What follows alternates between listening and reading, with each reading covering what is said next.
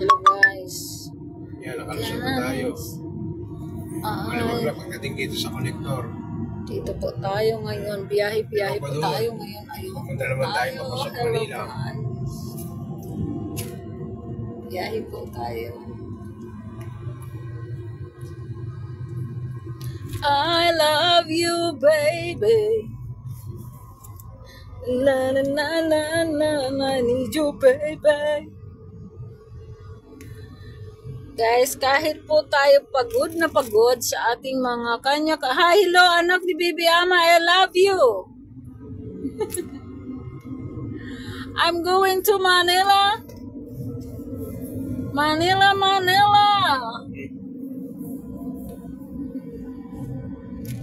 Ay, hello po. Manila.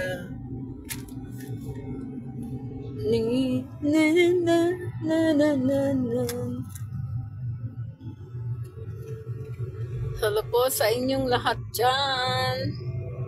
Papuntang Manila tayo ngayon. Po ba? Ayan po tayo. Ayan po tayo. Hindi ko po alam paano i-back ang aking camera. Back natin yung ating camera. Paharap natin yung ating camera dahil para makita yung harap. Ayan. Ayan po. Ayan. Hello. Madilim-dilim na po tayo. La la la la la la la la. Madilim-dilim na po tayo ngayon. Ayan po tayo.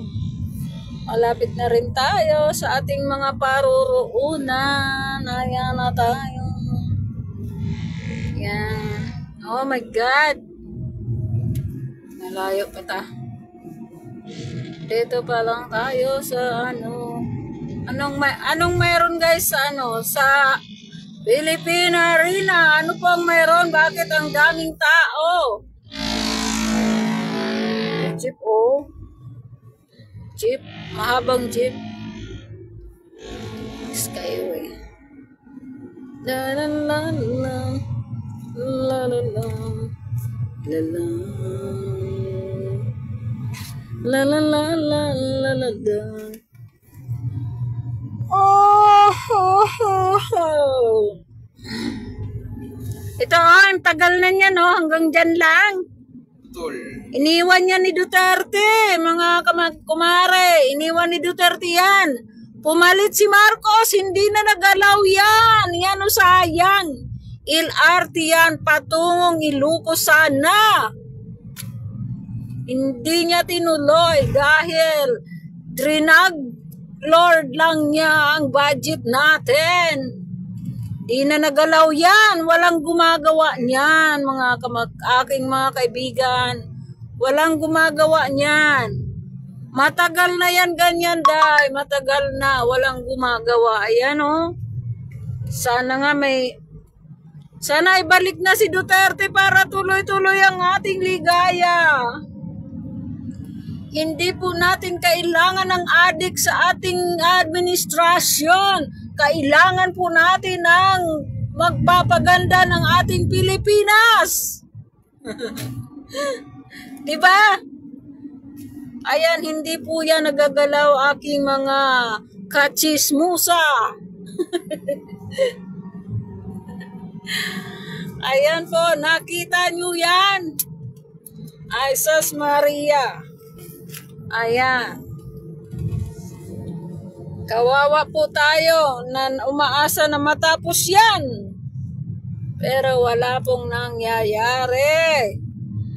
Yung mga hindi po taga Ilocos na hindi yan nakikita. Yan po ang iniwan ni Tatay Digong na hindi po nagalaw ni Marcos. Yan po yan. Yung mga nagtatanggol kay Marcos, okay lang si Marcos, mabuhay siya.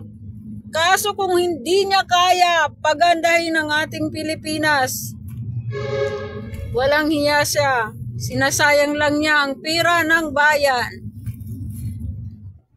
Galing po ako ng Ilocos. Salamat po. Makakarating na ako ng Manila. Nandito na ako sa Manila, day. Ayan, grabe kanina pa ang biyahe. Diba? Manila. Hello po, Nanay Gongs. Taga saan po kayo? Alam niyo po ba itong ano na to? Itong naumpisahan ni Tatay Digong? Yan. Na hindi nga po yan nagalaw ni Marcos. Kung taga Ilocos ka, mag-comment ka. Kung bakit hindi niya nagalaw yan na iniwan ni Tatay Digong. 23 years na ako dito nagtatrabaho sa Ilocos. Kaya alam ko po ito kung sino man po ang babalabag dyan sa comment. Aaway po tayo. Joke lang. Siyempre, mag-usap-usap po tayo. Gusto ko rin po malaman kung bakit gusto nyo pa rin until now si Marcos na wala pong ginagawa sa ating bansa. Oh my God. Uminom ako guys. Uminom ako. Yan oh. Skyway. Alam niyo po ba yan ang kurugtong yan LRT sana papuntang Ilocos. Ganda na sana ang biyahe. Walang ka-traffic. Mamong problema ang mga public transport ng mga bus kung matuloy yan. At saka ang mga nagtatrabaho na hindi makaupa sa Manila ng bahay, mas maganda sana yan kasi uwian sila papuntang kanilang province banda lang ng Ilocos. Diba? Pero sa ganon paman, wala na po tayong magagawa dahil matatapos na ang termine ni Marcos. Kaya po, wala po tayong magagawa kapag makapal ang mukha na ayaw bumaba at wala naman nagagawa sa ating bansa. Yan lang po ang magagawa po natin. Pababain si Marcos para po tuloy-tuloy ang pagandahin ng ating Pilipinas. Alam niyo po guys, mayroon pa po yan dito ginagawa na underpass na hindi po talaga ginalaw niya, bumaluktot na lang yung mga bakal, parang kinalawang na lang, wala pong ginawa si Marcos. Alam niyo po ba yan? Mga Marcos dyan, maka-Marcos dyan, mag-comment kayo. Kasi ipapalamon ko sa inyo itong mga bakal dito na sinayang ni Marcos.